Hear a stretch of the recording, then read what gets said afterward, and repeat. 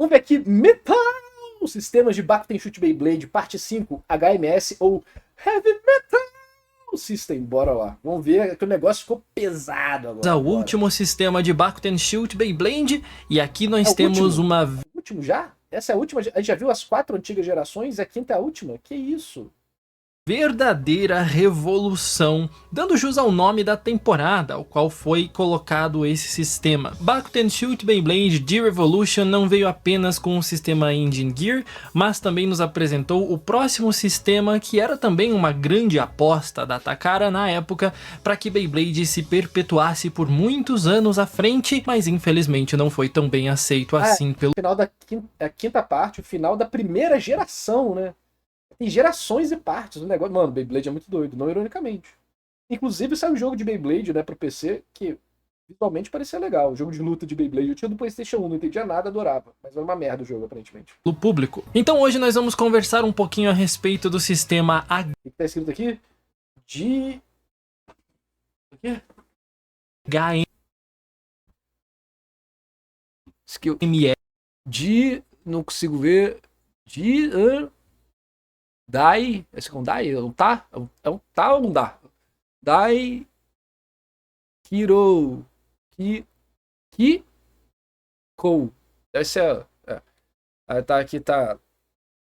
Heavy Metal. Heavy Metal. Okay. Heavy Metal Shizutamu. Ou também conhecido no Japão como Heavy Metal System. Esse que é um dos sistemas mais interessantes que hoje em dia... Agora... muitas... É um que isso aqui? Não consigo ver, porra.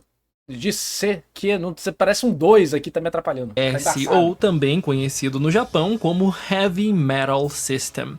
Esse que é um dos sistemas mais interessantes que hoje em dia muitas pessoas gostam bastante. Além de mudar completamente a construção de todos os Beyblades, adicionaram aqui pontos de contato de metal. E a partir desse ponto nós temos Beyblades muito compactos, muito agressivos e também com performances melhoradas em relação a todos os sistemas anteriores. Aqui a Takara deixou de experimentar tanto com Beyblade, parecia estar muito segura do que estava fazendo, afinal de contas, tantas mecânicas malucas e experimentações que já fizeram nos sistemas anteriores, como já abordei nos outros episódios dessa série, foram bastante reduzidas. Nós temos aqui um quase reboot da franquia como um todo, e no meu entendimento, um recomeço para Beyblade. Todas as peças desse sistema foram remodeladas e do zero nós vamos recomeçar aqui a conhecer um novo sistema. Os Bit Chips eram completamente diferentes e recebiam um novo nome chamado de Bit Protector. Continuávamos com o Attack Ring, continuávamos com o Weight Disc e uma peça nova foi adicionada, que é o Running Core. Voltamos a um sistema básico de 4 camadas, onde possuíamos toda a compatibilidade para fazer combinações de peças somente entre Beyblades do sistema HMS. Aqui foi a primeira grande crítica que todos fizeram na época do lançamento desse sistema. Ele não era nada compatível com todos os outros sistemas que haviam sido lançados desde 1999. Sendo assim, todas as peças que todo mundo tinha comprado até 2004 estavam fechadas naquele período de tempo e não poderiam ser mais utilizadas. As coisas vão pra frente, as coisas evoluem e não tem muito o que fazer, não. Se fosse um lançamento ruim, ia morrer. Mas aí o que depende é se o negócio vai ser tão legal que esse povo vai falar, foda-se, o mais novo é mais legal, quero jogar. Mas quando essas transições... Muitos card games têm isso, né? Eles começam a rotação, mas o que vem não é legal. E aí isso já gera um peso financeiro muito grande nas pessoas, e aí os jogos morrem, né? Na verdade, a Takara estava arriscando bastante. Existem torneios reais de Beyblades reais, sim, e tá muito popular hoje em dia, por incrível que pareça. Apesar da sua confiança, para que Beyblade continuasse por muito tempo. Mas considerando que agora as peças eram completamente incompatíveis, fazer combos não era mais tão versátil assim, afinal estávamos no começo de uma nova era. O Beat Protector trazia o emblema não apenas da fera Assim, sua mensagem chegou, só vai tocar a notificação depois do vídeo. Beat que vinha com o Beyblade proposto, mas também um emblema especial que era desenvolvido para esse novo sistema. Sendo muito mais simplificado, um pouquinho mais artístico até de certa maneira, trazia designs bem únicos. O Attack Ring, por sua vez, trazia pontos de contato de metal. E aqui nós tínhamos outra grande reclamação da época, com pontos de contato de metal. Os outros Beyblades, que possuíam pontos de contato de plástico, ficavam muito mais frágeis e quebravam com muito mais facilidade quando colocados em batalha entre Beyblades do sistema HMS e de sistemas anteriores. Ó, Então, o Creep chegou, galera. Ah lá. É mais caro e ganha da nossa Beyblade de plástico. Aff. aqui tinha mais um freio na hora de competir e batalhar com esses Beyblades. Você não podia, ou não deveria, pelo menos, arriscar quebrar todos os seus outros Beyblades por conta dos pontos de contato de metal tão criticados na época. E é impressionante como os designs foram aprovados para a época. Observe a Dragoon, por exemplo, e lembre-se que uma Dragoon gira à esquerda, ou seja, ele vai girar nesse sentido de rotação aqui e vai atingir os oponentes com essas pontas de metal aqui. É bastante perigoso e certamente causava muito dano em estruturas de plástico, então dá para entender por que o pessoal estava tão preocupado na época. Ainda que os designs sejam belíssimos, nós temos dois componentes no anel de ataque dessa vez, tornando-os muito mais resistentes do que nos sistemas anteriores, porque nós possuíamos uma camada plástica por cima, mas se observássemos a parte de baixo, tinha muito metal. Isso aumentava o peso, por mais que fosse uma estrutura pequena, para que o Beyblade, embora compacto, tivesse um peso igual ou maior dos Beyblades anteriores que foram lançados nessa mesma temporada, tornando o design híbrido entre plástico e metal visualmente muito apelativo. Os discos de peso adquiriram uma característica muito mais circular para que tivessem um pouco mais de aerodinâmica e também para distribuição de peso, tornando as combinações interessantes em termos de concentrar o peso na parte externa da estrutura do Beyblade para que ele tivesse muito mais movimentação ou estabilidade de giro, ter uma estrutura muito menor, muito mais compacta, mas concentrando o peso na parte interna mais pro centro da estrutura do Beyblade, fazendo com que ele tivesse um padrão. O Super Choque, eu recomendo muito você ver a nossa série reagindo.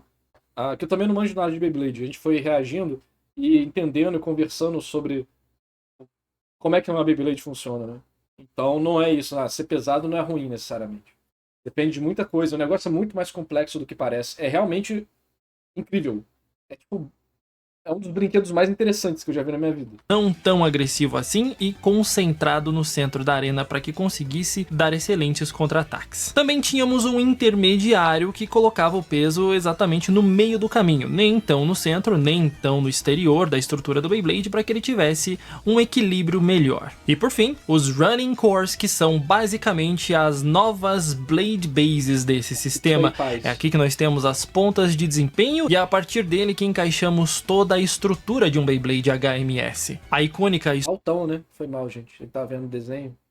Storm Base da Dragoon tornou-se o Running Core Rubber Flat, que possuía uma ponta plana de borracha feito para segurar na arena, ter muita fricção e fazer aquela movimentação maravilhosa que as Dragoons fazem quando no modo de ataque lançadas com certa força para que ele consiga correr bastante e atingir os oponentes. Possuíamos também o Running Core mais plano, padrão para ataque, que vinha na Gaia Dragoon MS. É uma ponta de ataque bem padrão que nós já conhecemos bastante hoje em dia. Bichinho tá usado, viu? Também possuímos Running Cores com pontas um pouquinho mais afiadas, meio planas, que você possuía, como por exemplo na Drigger, e aqui você tinha um padrão que misturava resistência e contra-ataque de uma forma bem interessante. Além, é claro, de vários outros, como por exemplo o da Dranzer, que podia ser alterado o modo para resistência ou ataque manualmente. Claro, o Dranzer sempre impressionando e trazendo suas mecânicas. Você deve ter percebido que os Running Cores também têm alturas diferentes, e aqui nós começamos a trabalhar na parte vertical das batalhas de Beyblade, assim como as Blade Bases já faziam, então essa característica continuava preservada no jogo. A única coisa que mudou realmente foi a estrutura menor e os pontos de contato de metal. Para que tudo isso encaixasse, foi preciso sacrificar todos os encaixes que nós tínhamos em Beyblade até então. A montagem de um Beyblade HMS é muito simples, contudo. Você observa o Running Core tem várias ranhuras diferentes e espaços diferentes para você encaixar as peças. Então, você precisava pegar o seu Weight Disc, encaixá-lo de acordo. Ele assentava no Running Core dessa forma. Em seguida você encaixava ainda no Running Core o Attack Ring.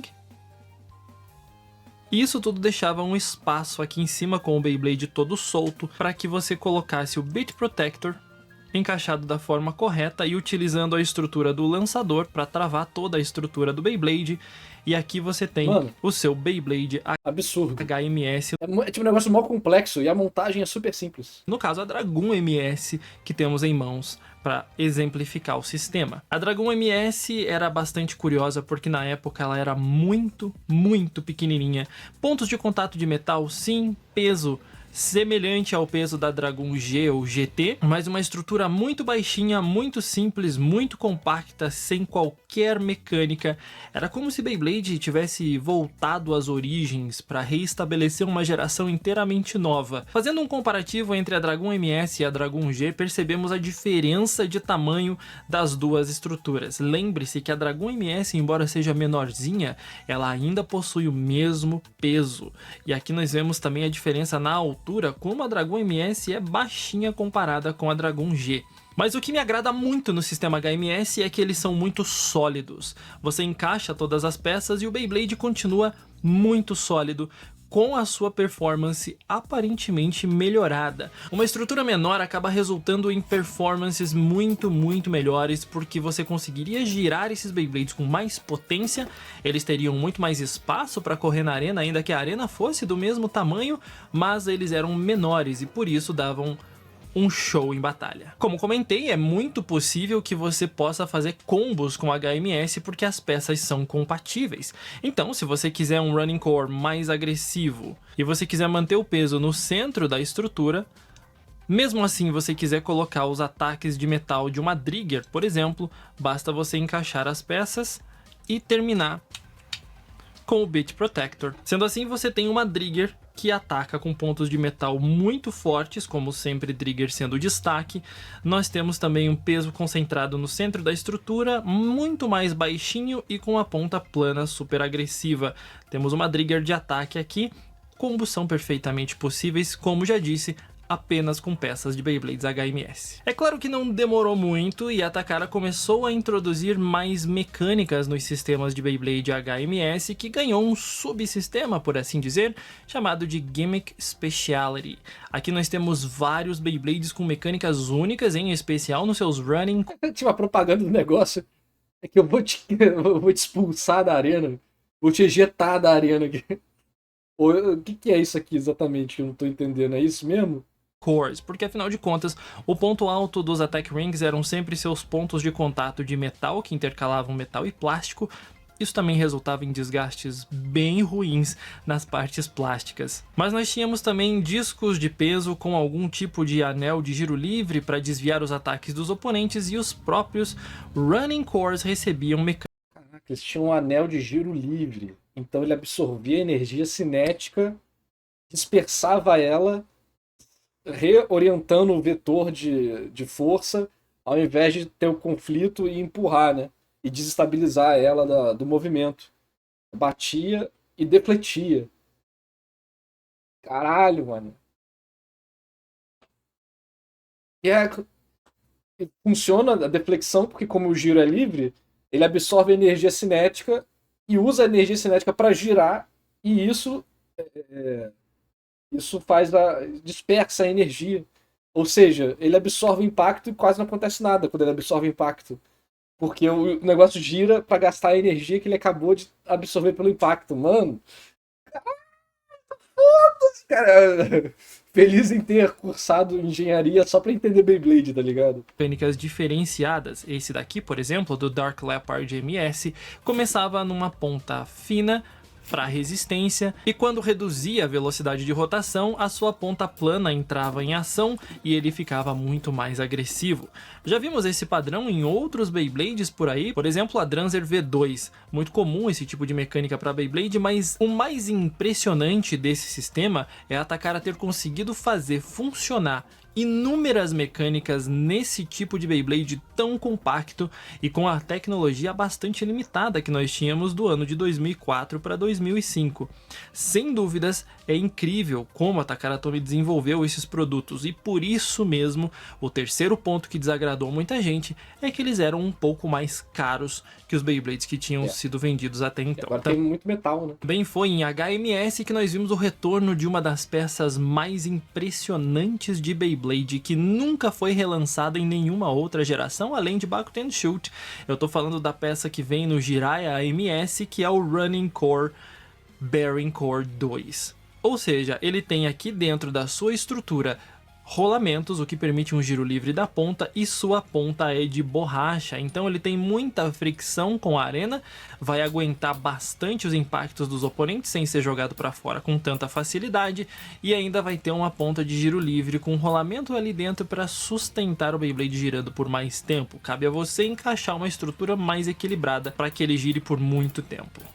Mais uma vez observamos que o padrão do metal nos Beyblades é muito diferente, intercalando com o plástico, cada um tinha um design único. E não apenas as mecânicas apareceram, mas nós também tivemos um outro subsistema interessantíssimo, que eram os Beyblades mais avançados, que não tinham necessariamente um personagem no anime ou no mangá, mas eles eram feitos para competição, eles eram feitos para que você fizesse combos de maneira mais criativa e tinham alguns modos diferentes. Um exemplo dos Beyblades mais avançados é o Advance Striker, que você Mano, se tivesse me dado aula de física com Beyblade na faculdade, eu ia ter... eu ia ter virado, porra, em vez de criador de vídeo no YouTube, de jogo, de roteiro, eu ia ter virado, porra, alquimista de Beyblade, cara. Vai ter uma estrutura bastante única, e ele tem aqui smash attacks muito agressivos. Ele tem bastante metal na sua estrutura por também possuir uma ponta plana de metal no seu running core, mas ele possui um outro modo. Ao desmontar a sua estrutura e ficar com o anel de ataque em mãos, você pode remover a parte plástica do seu anel de ataque, e ao separá-la do seu Beyblade você pode virar ela de cabeça para baixo e encaixar novamente. Sendo assim, ao invés dos Smash Attacks, agora ele vai ficar com Upper Attacks bastante exclusivos. Então temos dois modos diferentes para esse Attack Ring apenas. Uma estrutura bastante simples, sempre com os encaixes compatíveis com todas as demais Beyblades que nós temos disponíveis no sistema HMS, com vários outros Beyblades Advance para a gente testar modos diferentes e com performances bastante melhoradas. E ainda tivemos aquele que é o Beyblade HMS mais cobiçado por ser competitivamente um dos melhores em termos de Attack Ring, que é o Death Gargoyle. Ele possui Upper Attacks muito evidentes e podem desestabilizar muito os Beyblades, mas ele também possui Smash Attacks quando girando para outra rotação. Eu comentei que os Beyblades HMS podem girar para as duas direções? Pois é. Assim como os Bakugan Shoot Beyblade, que nós estamos acostumados a ver e temos que tirar e remover a peça do Spin Gear para colocar o Spin Gear de giro à esquerda para que você possa colocar qualquer Beyblade girando à esquerda ou à direita, os Beyblades HMS não possuíam essa característica porque os encaixes do lançador dele permitiam que todos esses Beyblades girassem para as duas direções, direto da caixa, sem precisar mudar nada no Beyblade. Todos eles giravam tanto para a esquerda quanto para na roda, né? Tiraram o elemento da Beyblade e botaram no lançador. Bem mais inteligente. a direita, o que mudava muita coisa no jogo. Se você... Beyblade é bem mais complicado do que eu pensava. Mano, você não tem noção. Quando você vai vendo... Depois vê umas reacts lá. É muito interessante. É um dos brinquedos mais interessantes que eu já vi. É muito complexo, tipo, as possibilidades e a engenharia por trás. Mas na mão do consumidor é muito simples o que você precisa fazer. Eu achei muito elegante. Cara, eu realmente fiquei, mano, sensacional. Fiquei meio apaixonado. Reapaixonei por Beyblade, vamos dizer assim, por causa disso aí. Bem legal mesmo. Quisesse uma Dragon MS mais agressiva, então você lançaria ele girando à esquerda para que ele atacasse com os pontos de contato de metal. Se você quisesse uma Dragon MS um pouquinho mais defensiva, você giraria ele para a direita e então ele batia com outro pontinho de metal, mas mais com o plástico e conseguiria algum padrão um pouco mais defensivo para empurrar os oponentes para fora. E assim é com todos os Beyblades HMS. Como comentei, o Death Gargoyle, por exemplo, você pode utilizar Upper Attacks monstruosos girando à direita, mas girando à esquerda você vai ter Smashes que vão desestabilizar completamente os oponentes. E isso tudo graças a uma pecinha tão simples e tão fundamental ao jogo que é o lançador. Convenhamos que o lançador dos Beyblades HMS é super pequenininho, super compacto, mas acredite, é o melhor lançador que a Takara já produziu. Ele é extremamente macio. Quando você encaixa a cremalheira nele, você precisa sentir a maciez que esse lançador traz. E a cremalheira, de modo geral, era muito interessante, porque aqui nós tínhamos um R indicando que você estaria girando seu Beyblade para a direita. No próprio lançador, você tem aqui adesivos que mostram o sentido de rotação do Beyblade, mas você também poderia simplesmente encaixar a cremalheira na outra parte aqui de baixo para girar o seu Beyblade à esquerda. Simples assim.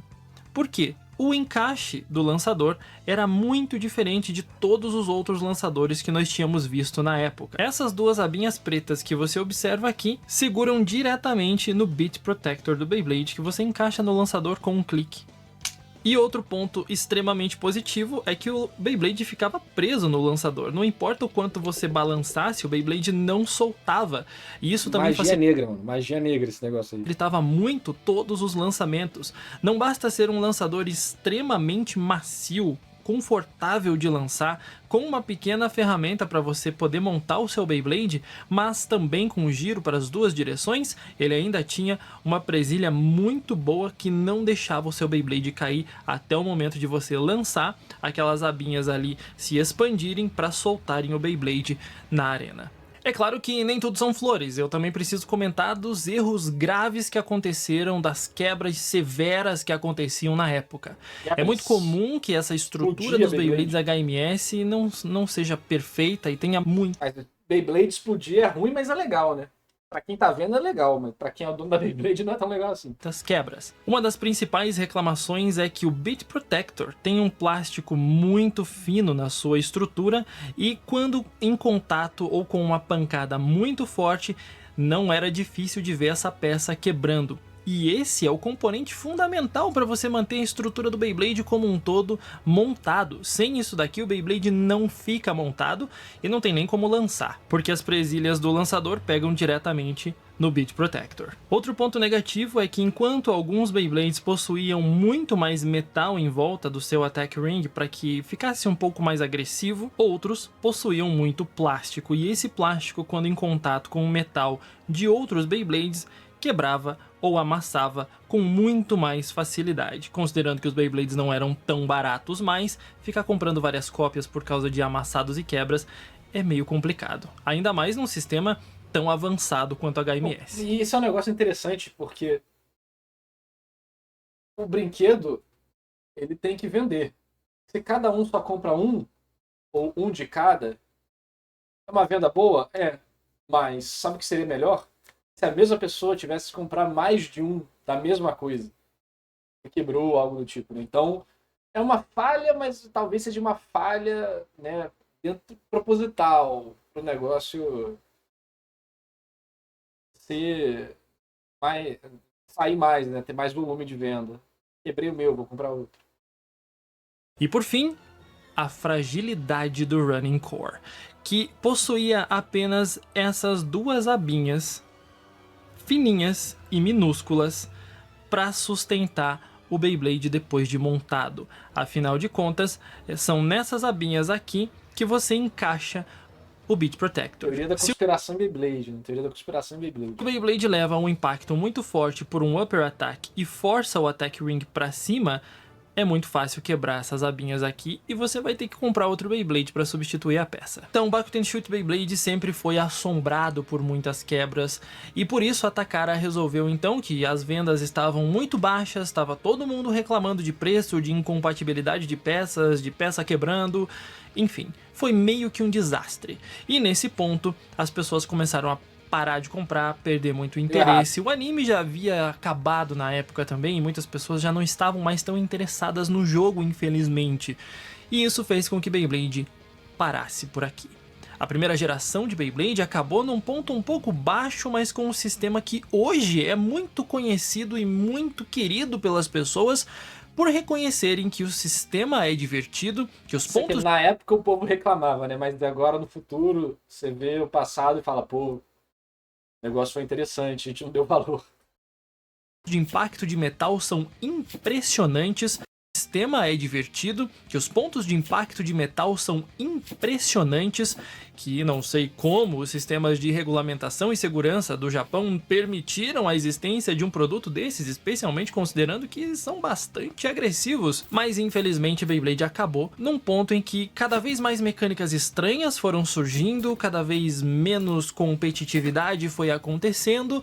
A Takara resolveu jogar todas as maluquices deles de uma vez num único sistema final e acabou desse jeito. Ainda assim, HMS é pra mim um dos sistemas mais incríveis que a Takara já produziu. É um dos meus sistemas favoritos, exatamente por ser com Beyblades super compactos e ainda assim terem uma performance impressionante. Só quem já lançou um Beyblade HMS sabe da potência dessas coisinhas aqui.